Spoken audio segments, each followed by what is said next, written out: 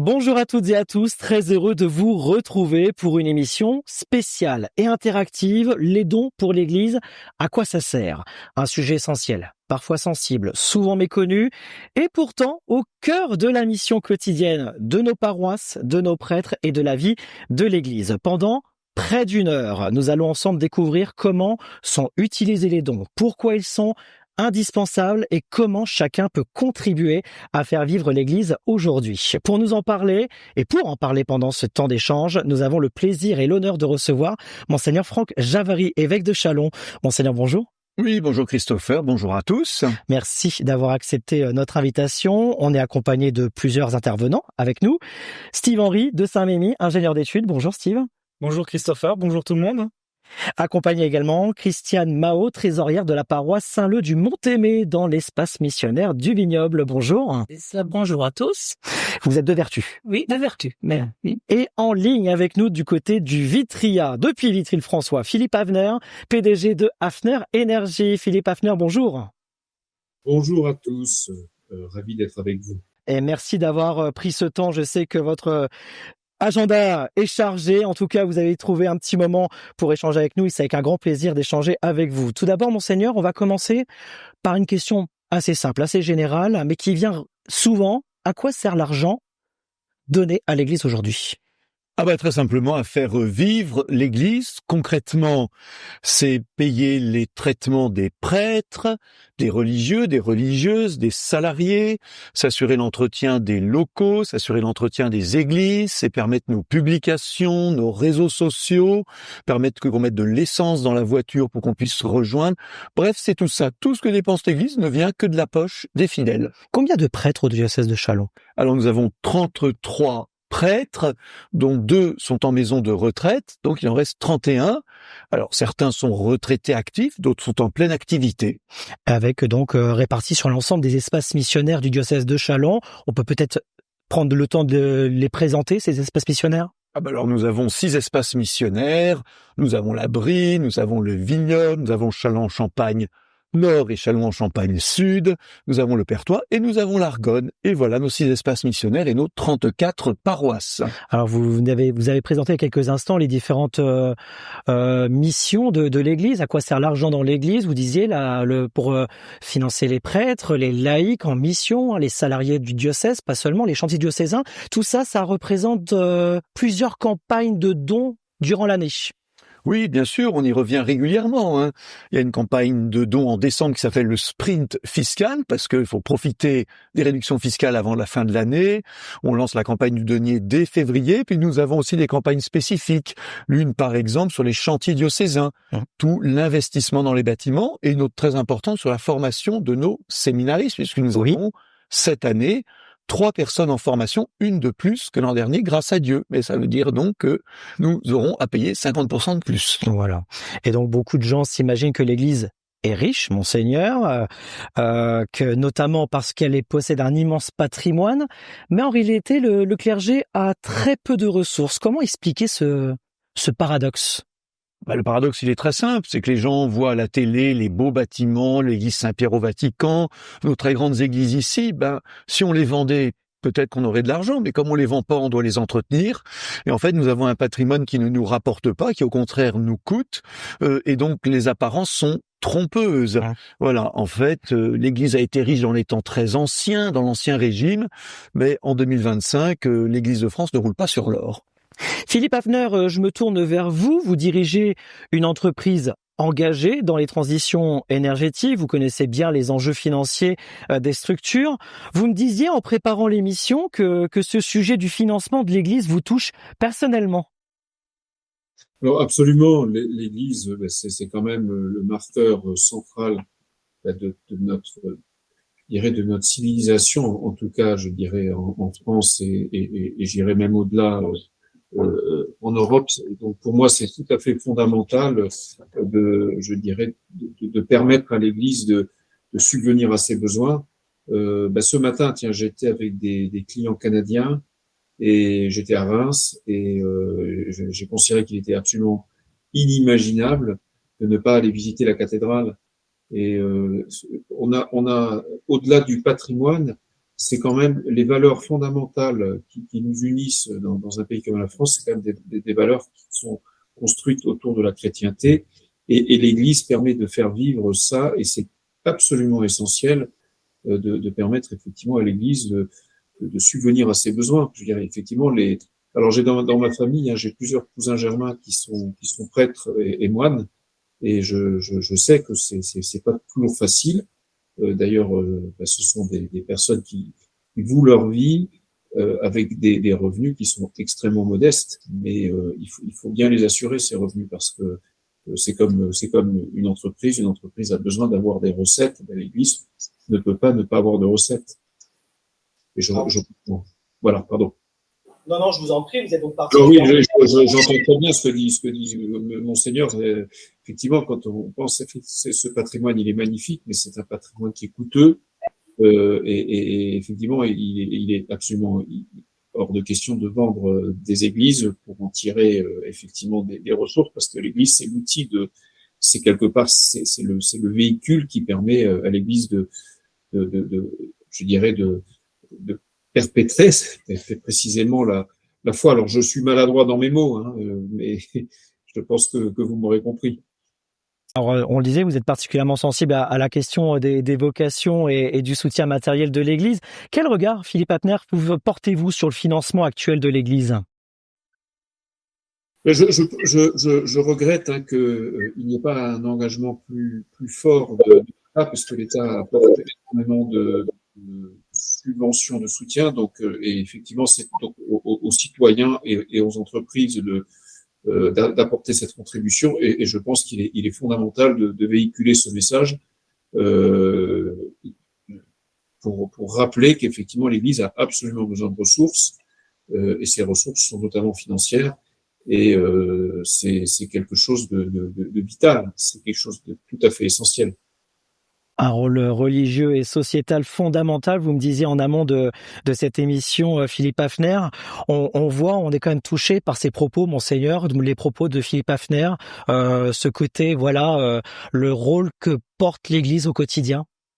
On essaye, dans tous les cas, on essaye vraiment d'être présence de Dieu, et c'est vrai qu'il faut bien comprendre que l'argent il sert d'une part à entretenir ce qui existe, mais si on en avait davantage, avec un peu plus de générosité, on pourrait aussi investir. On pourrait, par exemple, aussi salarier quelqu'un spécialement pour le monde des jeunes. Je parle ici du diocèse de Châlons. On pourrait aussi investir davantage dans la communication. Donc, je dirais, il y a nos frais courants, mais il y a aussi ce qu'on voudrait développer. Je donne un exemple très concret pour la cathédrale Saint-Étienne de Châlons, qui est magnifique. Nous avons l'intention de créer un très beau livre, un très beau livret. C'est un certain investissement. Si on a très peu d'argent, on hésite à le faire. Si les fidèles sont un peu plus généreux, qu'on a un peu plus de marge de manœuvre, on irait plus volontiers dans des projets d'investissement. Alors, selon vous, Philippe Hapner, comment garantir que l'Église, avec ce patrimoine considérable et parfois coûteux, puisse continuer à assumer son rôle spirituel, mais aussi social ? Déjà, le mot garantir que c'est un mot dangereux, parce que justement, c'est ça le sujet, c'est qu'il n'y a pas de garantie, et c'est face à cet enjeu qu'il faut savoir se prémunir. Parce que si c'était garanti, ce serait plus simple. Et donc, je pense que ce type d'émission permet précisément de rappeler cette nécessité absolument vitale pour l'Église et pour son fonctionnement, et effectivement pour véhiculer toute la spiritualité. Donc, c'est par ces actions, c'est par ces rappels.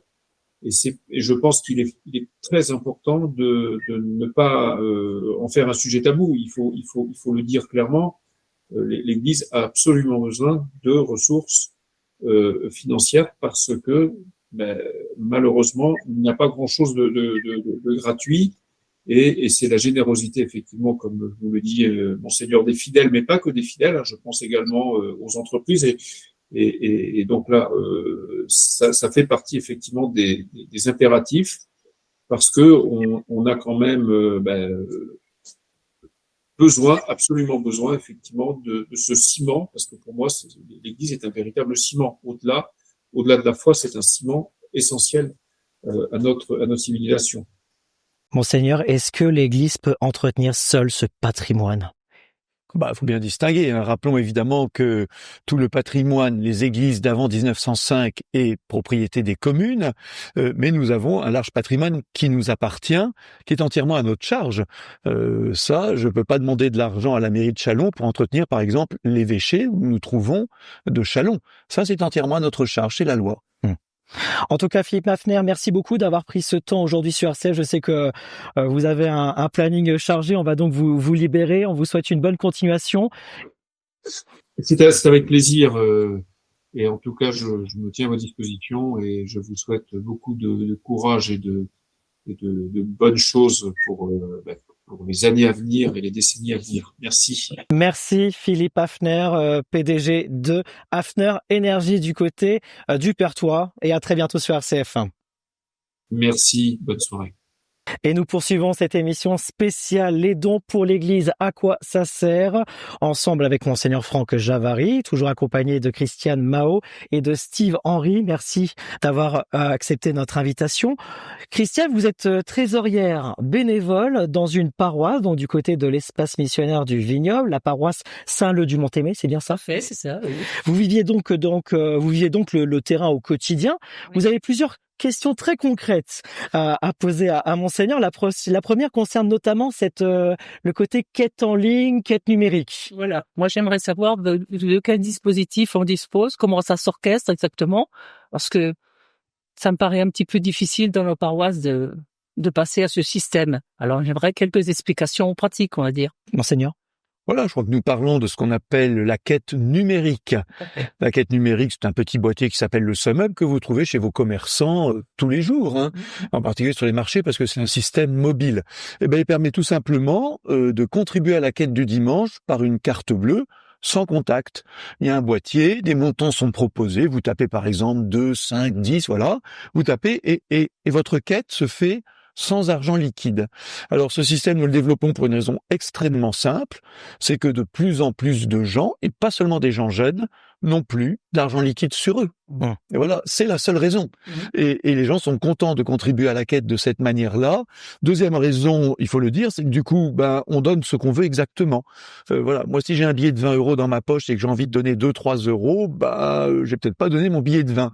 Avec la carte bleue, je donne toujours le montant que je souhaite. Alors je comprends que ça change un petit peu les habitudes. Il faut tout de suite dire que bien sûr, nous ne supprimons pas du tout la quête classique avec l'argent liquide. Nous ajoutons un deuxième moyen qui permet de contribuer, en particulier quand même pour des générations plus jeunes qui, je le répète, n'ont pas d'argent liquide sur eux. Et ce système fonctionne bien, Monseigneur? Mais oui, tout à fait. Alors, on le met en place progressivement, il faut s'y accoutumer. Maintenant, la plupart des paroisses sont équipées. Je crois qu'il faut faire un peu de pédagogie aussi. Il faut expliquer aux fidèles, voilà, qu'un système ne remplace pas l'autre. Il faut aussi qu'il s'insère, je dirais, de manière assez fluide dans la liturgie. On n'y passe pas trop de temps, il y a des ajustements là-dessus. Mais vraiment, je l'ai vécu dans d'autres paroisses. Au bout d'un an, si on le fait régulièrement, les fidèles ont compris, ça se passe très bien, ça se passe sereinement. Et je pense que là, notre ami trésorier va être aussi intéressé. En fait, ça augmente la contribution des fidèles par le seul fait qu'on a un autre moyen de contribuer. Là, les statistiques sont très claires. Dans mon ancienne paroisse, je rappelle qu'avant d'être évêque, j'ai été curé, la quête numérique a permis de faire progresser la quête de la paroisse de 20%. Par le seul fait de l'ajout d'un nouveau moyen. Donc, on y va progressivement, on est tout à fait conscient qu'il ne faut pas se précipiter, mais c'est une direction qui est nécessaire. Donc, on y va progressivement, hein. C'est ce que remarquait Steve, que pour l'instant, toutes les paroisses ne sont pas encore équipées. On peut dire ça comme ça? Oui, tout à fait. Du coup, je suis sur la paroisse de Saint-Mémy et on a constaté que malheureusement, le boîtier n'est pas encore arrivé sur la paroisse. Et donc, c'est vrai que c'est une forte attente, hein, comme vous l'avez souligné, d'un public un peu plus jeune qui n'a pas eu l'habitude d'avoir de la monnaie pour aller à la messe le dimanche. Et je rejoins tout à fait Monseigneur sur le fait que ça ne peut que faire progresser la collecte dans les quêtes le dimanche. Alors Steve, il faut pas hésiter à tirer la manche de votre prêtre référent ou de votre curé en disant « Mais père, je voudrais pouvoir contribuer plus facilement. Où est le boîtier SumUp ?» Tout ça est en train d'arriver. Je pense que dans un an, toutes les paroisses seront équipées comme il convient. Il y a eu des petits bugs aussi, des petites mises au point. Voilà. Mais voilà, ça fait maintenant partie du paysage, c'est pas du tout une nouveauté. Je pense que facilement plus de la moitié des paroisses de France sont maintenant équipées de systèmes de quête numérique. Mais on a senti depuis votre arrivée au diocèse de Châlons que c'est quand même quelque chose que vous avez voulu mettre en place assez rapidement, plus ou moins, parce que c'est essentiel. Alors c'était déjà dans le tuyau. Oui. Il se trouve que ça a été inauguré le jour de mon ordination à la cathédrale. Donc je répète, c'est pas moi qui ai dit qu'il fallait le faire absolument. D'accord. C'était déjà en cours. Oui, bien sûr. Voilà, moi j'ai vu le bénéfice que ça apporte. Et puis il suffit d'écouter un peu autour de soi. D'ailleurs, je voudrais dire aussi que ce ne sont pas que les personnes jeunes. Vous savez qu'avec le Covid, même des personnes âgées ont pris l'habitude de payer leur baguette Oui, c'est vrai. avec une carte bleue sans contact.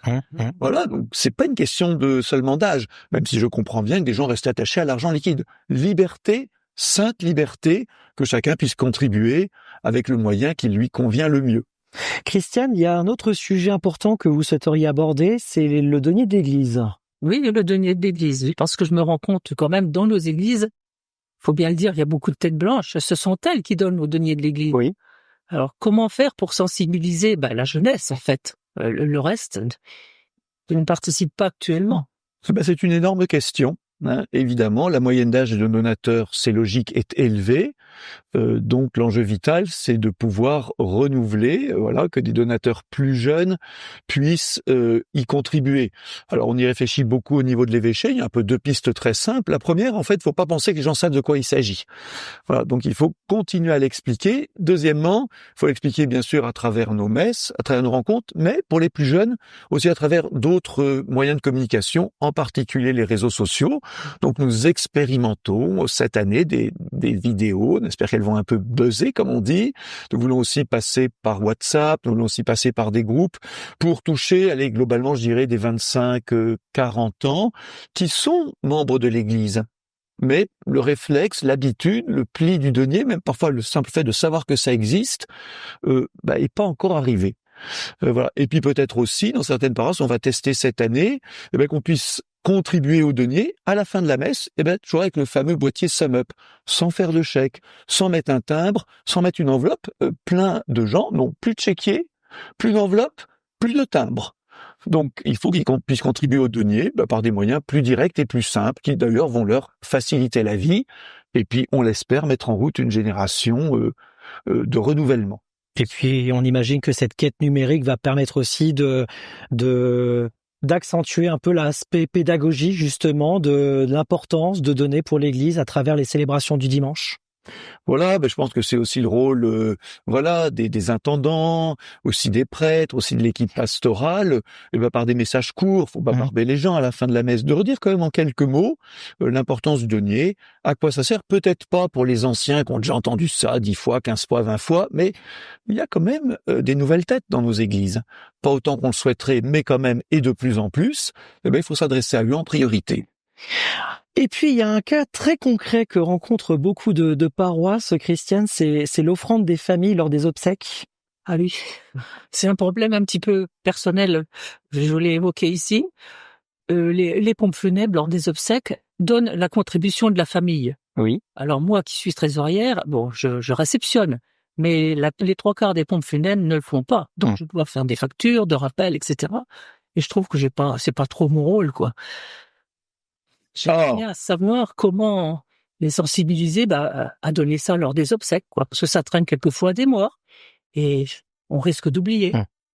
Monseigneur. J'ai connu, quand j'étais curé de paroisse, une certaine société de pompes funèbres, je ne dois pas dire son nom, qui faisait sa trésorerie un peu sur notre dos. À vrai dire, les familles versaient cette contribution pour l'Église et eux mettaient des mois et des mois.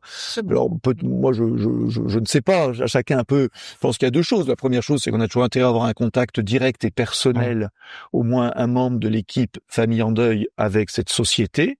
Les rappels sont plus amicaux et peut-être plus directs. Et puis, il faut dire aussi que cette trésorerie, nous en avons besoin. Après, il n'y a pas de recette magique, mais c'est sûr qu'il faut y insister. Merci de votre vigilance, parce que ce serait malhonnête que la famille qui en fait a donné pour l'Église par le truchement des pompes funèbres par simplicité, que cet argent ne nous parvienne pas, ça ce serait pas loyal ni vis-à-vis de la famille ni vis-à-vis de la paroisse. Donc merci de votre vigilance souriante pour que chacun fasse son travail. Je tiens mon tableau à jour. Bravo. Vous avez tout à fait raison. Vous avez tout à fait raison. Oui, parce que beaucoup pensent que... Et je voudrais saluer d'ailleurs à travers votre exemple la contribution de tous ces bénévoles dont vous faites partie, qui veillent aux bonnes finances de l'Église par des choses très concrètes, très importantes, qui font aussi, excusez-moi dans cette expression, que l'argent finit par rentrer. Or, nous en avons besoin de toutes ces contributions pour la bonne santé du diocèse et la vitalité de notre Église. D'ailleurs, une petite question indiscrète, si je peux me permettre, Christiane Mahou, en tant que trésorière justement de la paroisse, comment vous constatez la situation de l'Église aujourd'hui, financièrement parlant? Vous avez peut-être un petit regard un peu plus local, si je peux dire. Un regard assez local. Oui. Mais je vois quand même que, je vois le bilan de l'année. Le bilan, cette année, il était en déficit. Il est en déficit? Oui. Depuis cette année ou depuis déjà quelques années? Cette année. J'espère que ça ne va pas s'accentuer, mais on voit que les finances diminuent un petit peu quand même. Et pour vous pensez, pour quelle raison? Pour quelle raison? Je pense qu'il y a déjà moins de monde dans les églises. Oui. L'église, quelquefois, est à moitié pleine, on va dire, pas à moitié vide. Je pense que c'est la principale cause. Et donc, il faut trouver la solution de retrouver les fidèles. Ce qui est certain, c'est que voilà, si quelqu'un meurt, déjà tout simplement, ou bien doit aller en maison de retraite et ne participe plus à la vie de sa paroisse, concrètement, c'est une quête et un don qui ne revient plus à la paroisse. Oui. La personne peut prendre des dispositions.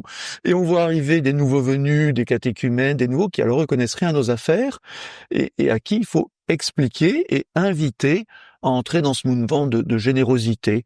Voilà. Et puis, il y a peut-être aussi des fidèles qui peuvent comprendre cette nécessité et qui peuvent avoir aussi une certaine réserve de générosité, c'est-à-dire concrètement donner un peu plus que d'habitude. Il y a l'inflation d'une part, et puis je crois aussi que notre Église, elle dépend de ses forces vives. Donc merci par avance à la générosité de tous, et peut-être aussi qu'il faut réévaluer notre générosité de temps en temps. Oui, parce je pense que la plupart des gens pensent que tout doit être gratuit dans l'Église, Monseigneur, et pourtant, comment on peut expliquer justement que derrière chaque service, que ce soit un baptême, un mariage, des funérailles, il y a aussi des structures humaines et matérielles à faire vivre? Je crois qu'il faut l'expliquer aux familles, bien sûr, brièvement. Oui. Voilà, je crois que les gens devinent que c'est pas entièrement gratuit. Ils devinent au moins que le prêtre ne vit pas de l'air du temps. Parfois, on peut expliquer un tout petit peu plus. Par exemple, les gens disent oui, mais l'Église, c'est la mairie qui s'en occupe. Non, elle s'occupe pas de tout. L'électricité, le chauffage, le gaz, c'est nous qui payons. Par exemple, je crois que les gens sont prêts à le comprendre. Il faut pas y insister non plus. Mais c'est vrai qu'en même temps, l'Évangile, c'est gratuit. Je donne un petit exemple. Nos adultes qui se préparent au baptême, nous avons pris l'habitude de ne pas leur demander d'argent avant le baptême. Les dons de Dieu sont gratuits. Bien sûr, nous leur expliquons aussi, et certains d'eux-mêmes deviennent donateurs, ou disent moi je veux contribuer, mais voilà, ils le font aussi sur ce mode du don volontaire qui est le plus intéressant pour nous, parce que ce don volontaire va continuer d'année en année. Si on a juste l'impression qu'on paye un service, on va dire après c'est bon, j'ai payé le service, j'ai pas de raison, voilà. Donc le don est toujours plus porteur que l'idée inadéquate que, entre guillemets, on payerait un service. Steve Henry, vous n'êtes ni trésorier, ni chef d'entreprise, mais un fidèle engagé, ingénieur d'études, on le disait en introduction, et aussi président d'association. Président d'association, bénévole au sein d'association, et j'ai plutôt très bien connu la structure diocésaine pour y avoir travaillé il y a quelques années. Un jeune actif. Un jeune actif. Quel regard portez-vous, Steve, sur les dons et la contribution des fidèles aujourd'hui ?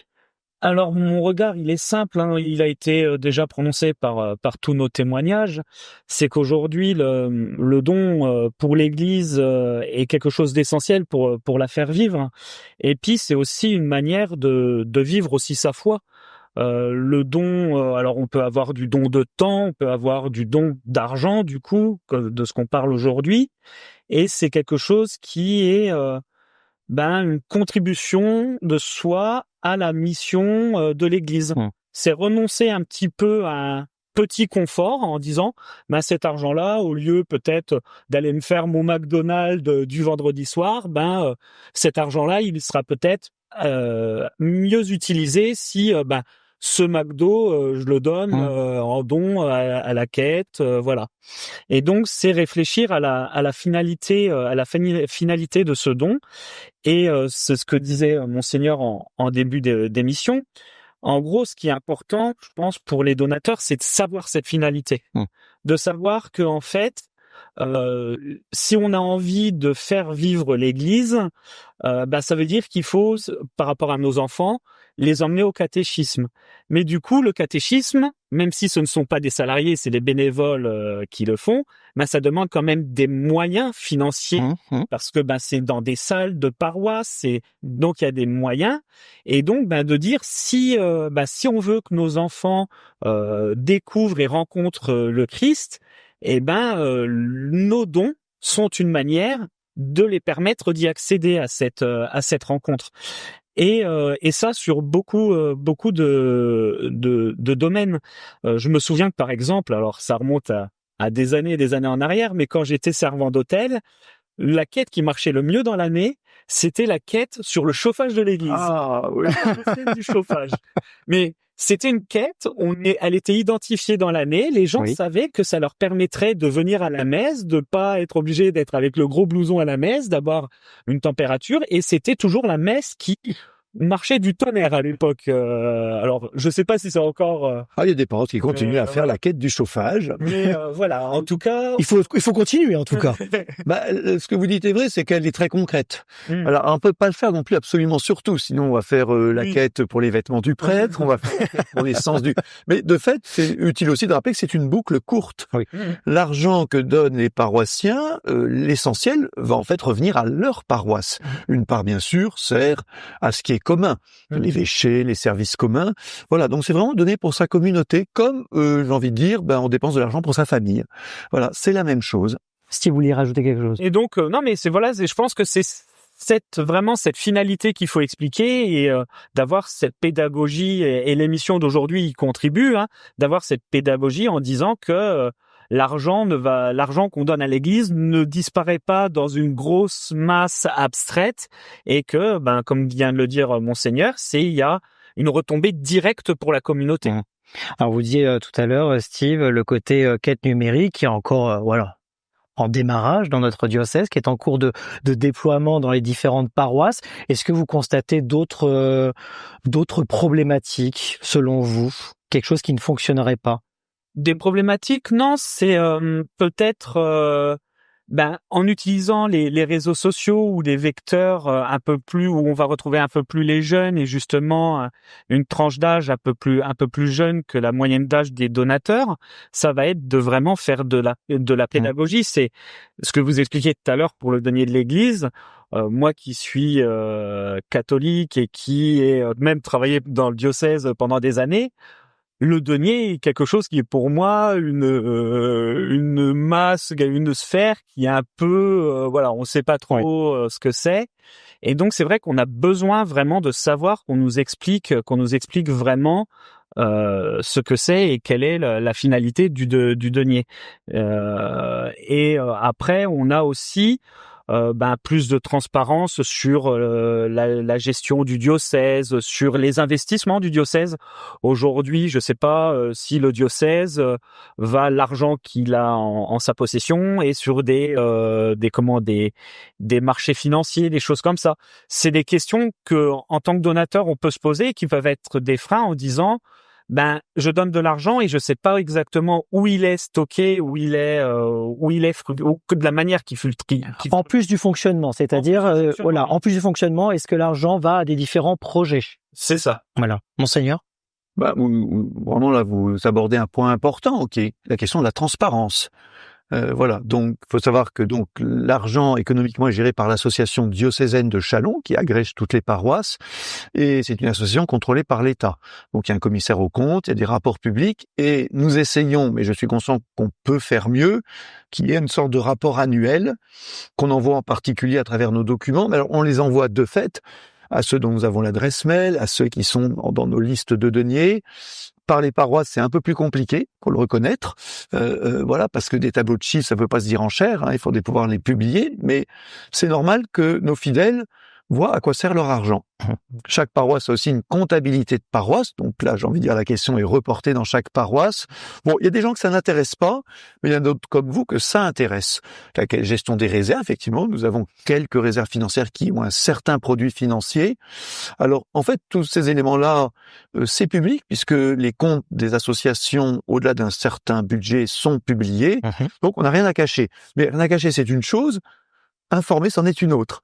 Et nous avons, je pense, à progresser, nous le faisons déjà, pour que nos fidèles sachent de quoi nous vivons, comment nous vivons et à quoi sert leur argent. Est-ce qu'il y a déjà des idées justement de la manière d'informer les fidèles? Alors, nous informons déjà. Il y a au moins une fois dans l'année, il y a un numéro spécial sur les comptes de la paroisse. Je suis bien conscient que ça n'arrive pas à tout le monde. Donc là, il y a peut-être à réfléchir. Moi, je suis nouvel évêque. Voilà, nous avons un excellent économe diocésain, une excellente équipe. Ces remarques sont intéressantes pour nous permettre de repérer peut-être comment cette information peut être mieux diffusée, en étant conscient qu'il faut simplifier. Je pense pas qu'il y ait beaucoup de paroissiens qui aient une âme de comptable, même si certains ont cette qualité d'aller éplucher les comptes, ce qu'ils peuvent faire aussi, puisqu'à vrai dire, tous ces tableaux sont aussi disponibles dans ces comptes publiés. Donc, une information grand public soit relativement simple et abordable, et une information plus technique qu'un tel ou tel peut demander parce que ça l'intéresse et parce qu'il est membre de l'Église. Steve Henry, vous êtes président d'association. Selon vous, quel rôle l'Église doit-elle jouer face à la précarité? C'est quelque chose qui vous tient à cœur, d'ailleurs. Oui, c'est quelque chose qui me tient à cœur et justement, l'Église, c'est dans sa mission, je veux dire naturelle, d'être proche justement des personnes en situation précaire. Et justement, c'est aussi quelque chose qui est complexe parce que justement dans une période où cette précarité est croissante et où l'Église a besoin de moyens justement pour faire face et aider les gens et accompagner les gens dans la précarité, c'est un peu cette dichotomie en disant il nous faut de l'argent pour aider la précarité et en même temps les dons étant le seul moyen de l'Église de vivre, forcément face à une précarité croissante, les dons diminuent. Et donc c'est vrai que c'est un sujet qui est quand même complexe de se dire comment on peut informer les gens que l'Église en fait, et on l'entend beaucoup quand on avait le Téléthon il y a pas très longtemps, on dit souvent il n'y a pas de petits dons en fait. Et on l'a dans plusieurs paraboles au sein de l'Évangile. Dès le moment où on peut à son niveau apporter une contribution à l'Église, ces contributions dans mon esprit, et je pense que ça se passe comme ça, mais il y a une retombée justement sur l'aide aux plus pauvres à travers les services d'Église. Je pense particulièrement au secours catholique, il y a à l'accueil qu'on peut avoir dans nos paroisses quand on a des personnes migrantes qui arrivent, Et donc c'est pour ça, c'est quelque chose, qui est aujourd'hui, la mission de l'Église est d'autant plus essentielle aujourd'hui dans le monde qu'on connaît. Monseigneur? Oui, tout à fait. D'abord, évidemment, Jésus nous rappelle que cette pauvre veuve au temple de Jérusalem qui a donné 2 piécettes, on dirait aujourd'hui 2 €, elle a tout donné. Voilà, donc là, il faut qu'on soit très attentif à l'importance de ces petits dons où les gens ont donné beaucoup plus que quelqu'un qui fait un gros chèque ou et qu'on valorise ça aussi. Donc, toute participation est précieuse aux yeux de Dieu. Ça, c'est la première chose. La deuxième, effectivement, une partie de ces dons contribue aussi à la solidarité. Alors attention. Pour le denier, il est principalement consacré donc à ce qu'on appelle techniquement l'exercice du culte, c'est-à-dire tout ce qui nous permet de vivre la foi.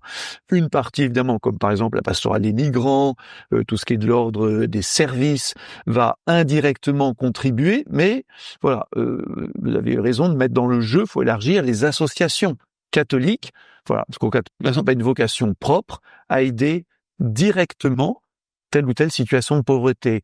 Pour ce qui est de l'association diocésaine, c'est indirect. Des questions qui paraissent un peu juridiques, c'est une répartition des rôles en fait. Entre le souci du pauvre directement et le souci du pauvre par tout ce que l'Église fait. Et là, effectivement, ça concerne bien notre Église diocésaine. Voilà, petite distinction.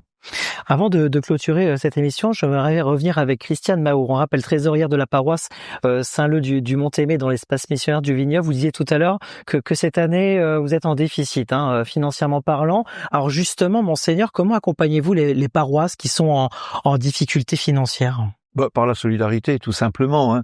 Voilà, c'est-à-dire que d'abord il y a une seule association diocésaine et Oui. compte 2 paroisses. D'accord. L'avantage, c'est que si une paroisse est en déficit, la banque va pas lui couper les fonds. Voilà, on va en parler, on va réfléchir. Et puis il y a des paroisses qui, pour différentes raisons, peuvent être structurellement déficitaires. C'est possible. Voilà, parce que elles ont vraiment une petite population. Voilà, il peut y avoir des raisons. Donc c'est la solidarité, c'est l'entraide. Et puis un chiffre seul, il faut toujours l'analyser. Voilà, quelle est la raison, quelle est la cause. Donc l'avantage, c'est que pas de panique. Nous ne sommes pas, je dirais, comme une entreprise individuelle où le déficit est immédiatement inquiétant. Ici, nous avons cette solidarité qui nous permet de voir venir et d'être vigilants ensemble. Après, c'est très bien que chaque paroisse aussi soit motivée par ses propres finances, en expliquant à ses propres paroissiens que l'argent qu'ils versent est principalement pour leur propre paroisse. Moi, je crois que la boucle courte est toujours plus efficace que des trucs un peu longs. On se dit, par où passe mon argent? Voilà, donc une bonne part de l'argent qu'on verse à sa paroisse sert au fonctionnement de sa paroisse. Monseigneur, que répondez-vous à ceux qui pensent que l'Église a de l'argent? Dans tous les cas, l'église diocésaine de Châlons n'en a pas tant que ça. Il faut rappeler que l'église, c'est pas tout le monde. Hein. Les gens additionnent le Vatican, Paris, je sais pas encore quoi. Chaque association diocésaine est indépendante. Hein. Donc Châlons, qui correspond à la Marne-Sophrins, gère sa finance elle-même. Donc nous devons être à l'équilibre. Et l'association diocésaine de Châlons roule pas sur l'or. Moi, ça me dérange pas. Hein. L'évangile, c'est pas d'abord une question d'argent. Ceci dit, attention. Dans ce contexte effectivement d'une situation économique qui n'est pas exceptionnelle, moi j'appelle beaucoup à la vigilance et à la générosité des fidèles. Je m'y investis pour pas qu'on se retrouve avec le couteau sous la gorge. Nous n'avons pas le couteau sous la gorge, mais soyons vigilants. Notre situation n'est pas florissante. S'il y a de l'argent dans l'église, il est pas chez nous. Hein. Voilà, faudra me dire où il est, puis j'irai quêter chez l'évêque en question. Mais il est pas à Châlons. Hein, voilà. Avant de conclure, je vous propose qu'on fasse un tour de table, si je peux me permettre, chacun en 1 minute de répondre à cette question, hein, à votre opinion. Quel message souhaitez-vous adresser aux auditeurs pour expliquer pourquoi les dons à l'Église sont essentiels? On va commencer avec vous, Christiane Mahou. C'est moi qui vais commencer. Honneur aux dames. Oui, bien sûr, merci. Oui, effectivement, les dons sont essentiels dans l'Église, mais il faut pas non plus en faire faut pas trop focaliser là-dessus. Moi, je parle du déficit de notre paroisse. C'est comptablement parlant. Vous savez qu'on a quand même quelques réserves. On n'est pas à la mendicité, hein. On va pas faire appel au diocèse tout de suite. Non, ça va bien. Et pour faire passer le message, écoutez, il faut toujours accueillir les gens avec le sourire, parler facilement de l'Église avec son cœur, et puis c'est tout. Moi, je trouve que c'est une façon d'aborder les gens. Pas avec des grands mots ni avec des chiffres qu'on les fera venir.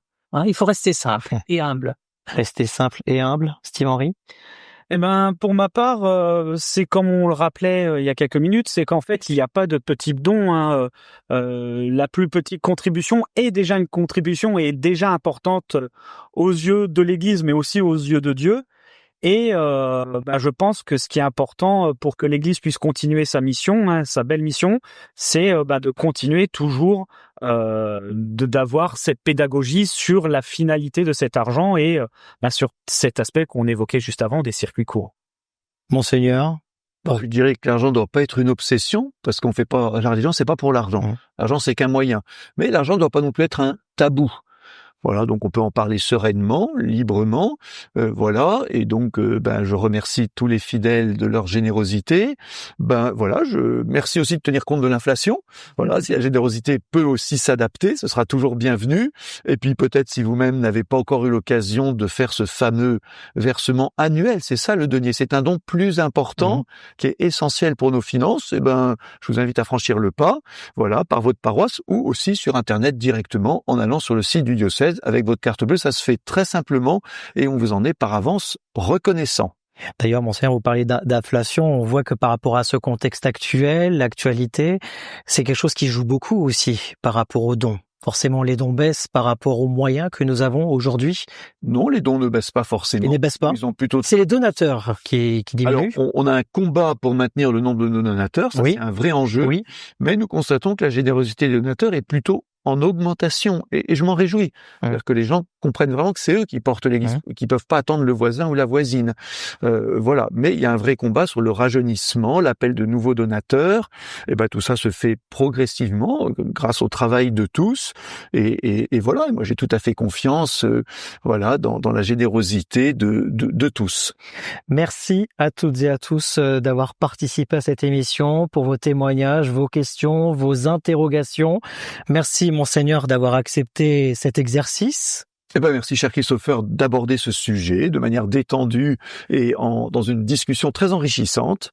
Merci également à Jawed Saoudik et Maël Voisin pour la réalisation de cette émission et la mise en place de ce très beau plateau ici à l'évêché de Châlons. Et on remercie à nos auditeurs d'avoir participé et d'avoir suivi cette émission. On rappelle que la campagne du denier continue, ce n'est pas fini. Il y a un site internet, le site du diocèse, chalon.catholique.fr, ou directement le site de la campagne, jedonne.chalon-catholique.fr, pour avoir plus de renseignements et donc faire continuer la mission de l'église locale. Merci à toutes et à tous, très belle journée à chacun et à très bientôt sur RCF. Merci à vous.